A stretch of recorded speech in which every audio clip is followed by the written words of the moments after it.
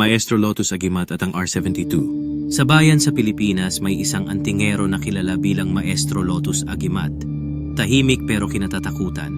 Ang kanyang agimat ay tinatawag na R72, isang uri ng panangga laban sa bala.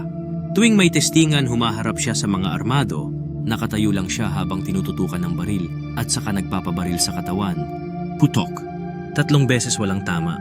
Parang tumatalbog ang bala sa hangin o kaya'y biglang nawawala bago pa tumama sa balat niya. Lahat ng nakasaksi napapatakbo sa gulat at paghanga. Yan ang bisa ng R72, sabi ni Maestro Lotus habang inaayos ang medalyong pilak na nakasukbit sa dibdib. Pero sa pagdaan ng panahon, kakaunti na lang ang naniniwala. May mga nagsasabing pakulo lang ito. May ilan namang naniniwala pero takot subukan. Sa kabila ng lahat, si Maestro Lotus ay nananatiling tahimik. Alam niyang sa mundo ng agimat, hindi lahat kailangang patunayan.